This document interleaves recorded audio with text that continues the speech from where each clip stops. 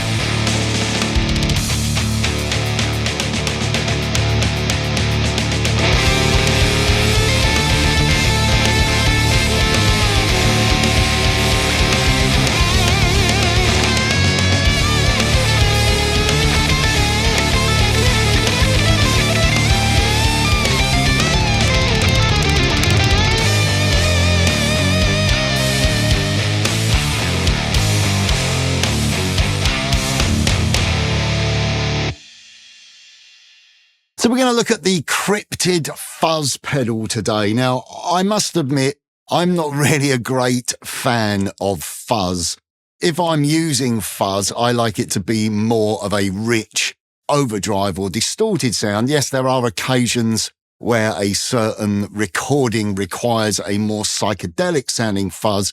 But if I choose to use a fuzz, it's very much more akin to the sound of maybe Eric Johnson or Dave Gilmour. So that brings us to the Cryptid Fuzz, which is very much aimed at lovers and non-lovers of fuzz. With this pedal, it is possible for you to be able to create chiming, clean, mildly push tones to rich, overdriven and saturated distortion sounds, all the way to psychedelic and very extreme sounding fuzz tones. Now with this fuzz pedal, you will be able to create tones that are within the ballpark of some classic fuzz pedals such as the Fuzz Face, the Big Muff, and even the Tone Bender, as well as capturing some of the elements of the popular Velvet Fuzz by WAMPLER. On the front, we have the volume control. If you're running a clean amplifier, then you can use this control to set the level of the pedal versus the level of your amplifier. If you want to match the level, if you want to push it a bit more, or if you are using a slightly driven amp, which is the way that I like to run my amps, then obviously the output volume is going to affect the front end of the amplifier. If you dial a little bit more volume output from the pedal, then it's going to push the front of the amp a bit more. Over here, we have the fuzz control itself. If you dial that counterclockwise, you will have a lower amount of fuzz, and pushing that up clockwise, then you will increase the amount of fuzz and get a more saturated tone. Talking of tone, down the bottom here, we have a tone control. Counterclockwise is going to be dark. all the way up clockwise is going to be bright. And then we have this interesting control here, which is the character. And what the character will do, it will emulate the sound of the tone bender, that sort of stuttering effect. And as you start to bring that up, you get more of a gated sound, which is great for creating very psychedelic 60s inspired fuzz tones. Then we have these two 3-position dip switches. The first one is the tight switch, and this is going to affect the low end. When the switch is down, then the circuit is disengaged, so that's the stock sound of the pedal. In the middle, it's going to roll off the low end, which is for people like me who are not really into fuzz when it gets really woolly and really woofy in the low end. That eliminates that, so you can create really smooth sounding fuzz from mild overdrive all the way up to a more distorted sound. So you can get those Gilmore-y sounds out of it without it sounding too woolly. It's nice and rich. And then if we push the switch up, then we are dialing in more low end. And that's where you can get more of those 60s psychedelic tones with that very thick low end. That I found that in that position, it works really well with the character control when you're trying to get some of the slightly more extreme sounding fuzz tones. Then we're on to the chime control. This is affecting the top end. When it's pushed down, it's stock, so it's not engaged. When you put it in the middle, it's going to make the pedal sound darker. And when you push it up, it's going to increase the high end. And this is really a nice feature when you're dropping the fuzz down to get pushed mild overdriven tones. Obviously we have the inputs and outputs, and then we have a socket here to power the pedal, which takes 9 to 18 volts. So let's just talk a little bit about the track that you heard at the front end of this demo. I decided to go the sort of slightly grungier, more 90s route with the track, very much inspired by the guitar sound of Billy Corgan from the Smashing Pumpkins. So what I went for with that track was 3 main tones. I had a very saturated, driven rhythm tone, and I had the tight switch engaged, so it was rolling off the low end. Then I played some little licks halfway through one of the verses, and for that I pushed up the character switch and engaged the tight switch, so it was getting more low end, so it was getting a little bit more stuttery and a bit more psychedelic. And then I went for a slightly smoother lead tone, but still an aggressive sounding lead tone for the remainder of the licks as well as the outro solo. Gear that I'm using my custom built Ernie Ball Music Man Axis Super Sport. A little bit different from the other P90 that they released at the time, or the MM90, should I say. My one has a 5-way switch on it as stock, and it has the Damasio DLX Plus in the bridge, which is like a humbucker, basically, in a P90 case. I'm running into the Friedman Plex. I thought that was a very apt amp to be using with a fuzz pedal, and I'm running that with a mild amount of drive. I've pushed in a little bit of the normal channel just to thicken the sound up a little bit, but I'm not really pushing the amp that hard. I'm running the Plex into Captor X, where I'm using an official Celestion 2 Notes Dyne IR. I'm using the Vintage 30 with a ribbon mic. So let's just have a listen to my tone on the bridge pickup.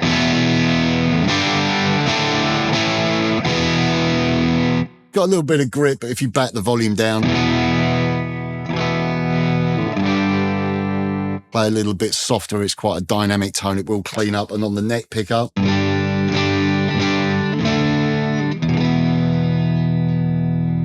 so let's engage the Cryptid Fuzz. I've got the character control all the way off, and I've got everything set, I think, pretty much in the middle.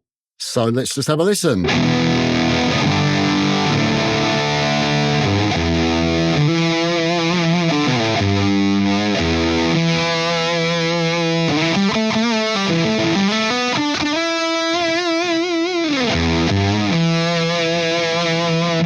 Okay, let's back down the tone control.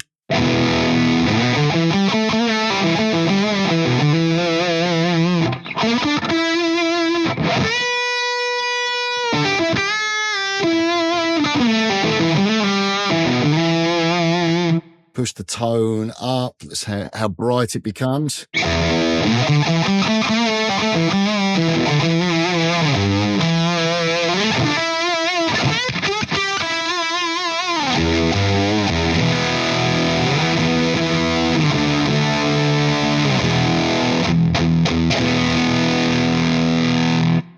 Let's back the tone down around about halfway, push it a little bit more. Okay, turn down the level, the fuzz control, sorry. See, straight away you get more of a mild overdrive if you darken that.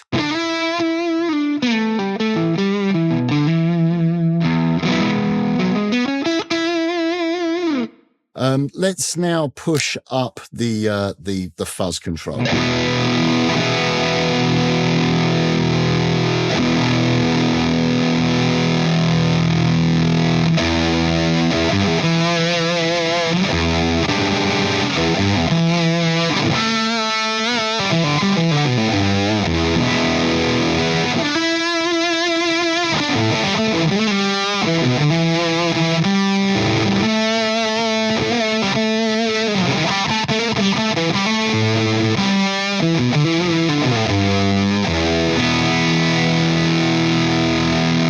It compresses quite a lot, but there's something really nice about that sound. So let's now try to bring in the tight switch. So at the moment we've got it set so that circuit is not engaged. Still got a fair amount of drive or fuzz there. Let's bring in the tight switch now. You can hear straight away. Let's just darken that up a little bit.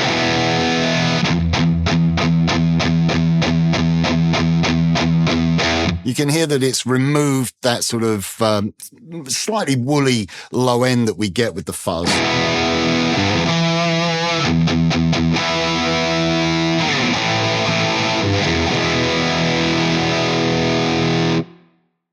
Okay, let's engage the chime control. Let's go into the middle so it darkens up.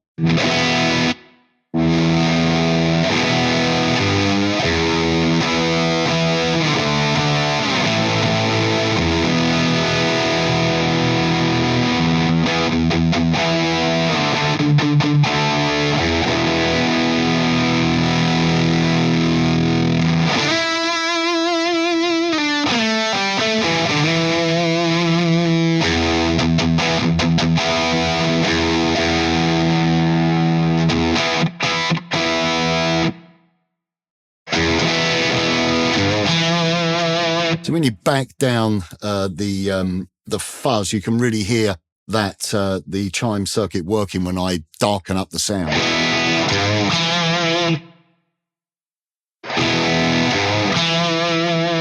Okay, and then let's just turn off the chime circuit and let's push the tight switch so that we get maximum low end.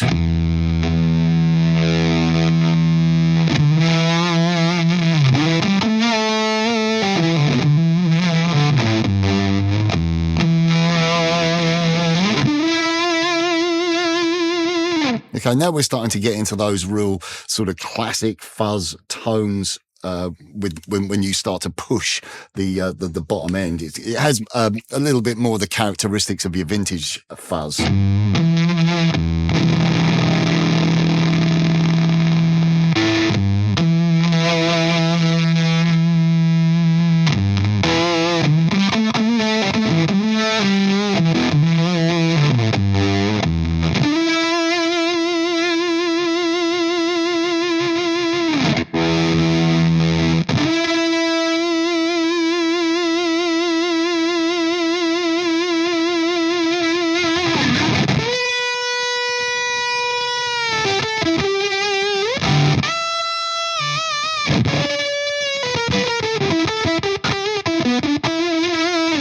Can hear it, when it's very saturated, it's compressing quite a lot. But now let's have a listen to the chime control. I'm going to kick that in and drop the fuzz control down.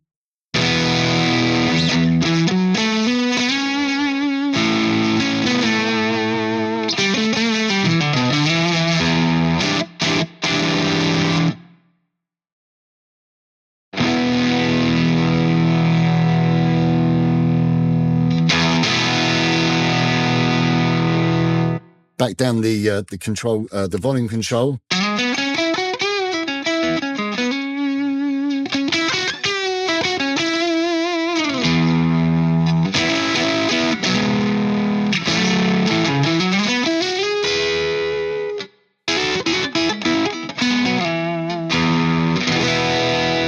Increase the fuzz.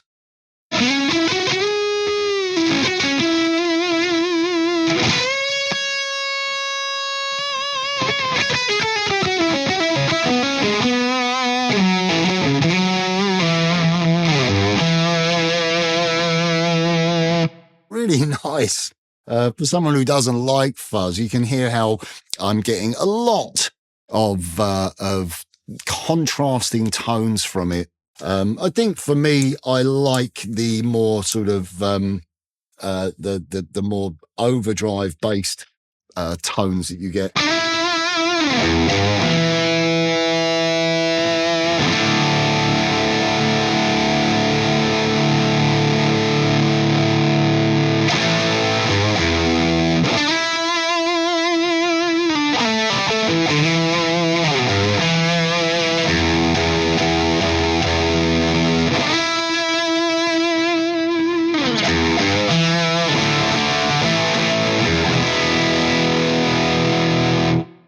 Okay, so now let's have a look at the character control. This is where you can get those sort of stuttery tone bender style effects. So with the character off.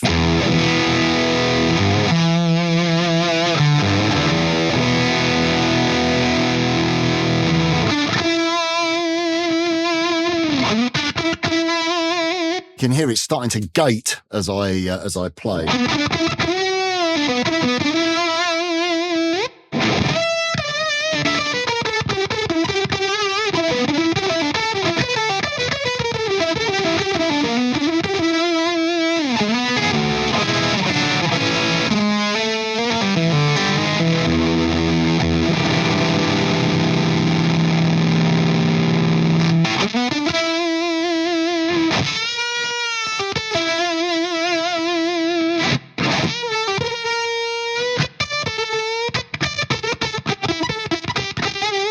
Obviously, the more you push it up, the more extreme it becomes. Very badly biased pedal. Let's drop that down.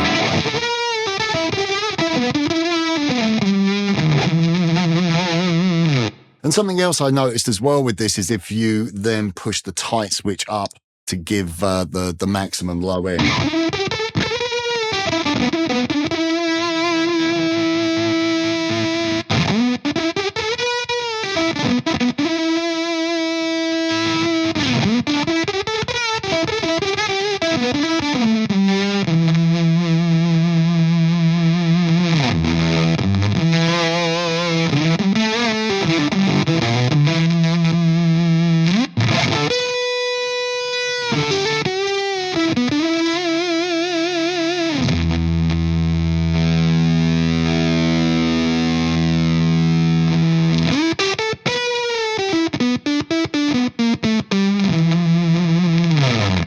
So this really is a very usable and flexible pedal. Hopefully from the little bit of knob twiddling that I've done, you can hear the wide variety of different tones and applications that you can achieve from this pedal. And hopefully from the demo track as well, you could see a slightly different side of how you could incorporate a fuzz into a track and how it works in a musical environment other than Hendrix or Gilmour inspired tones. Something else I should mention as well about the track, I did double track the rhythm parts as well.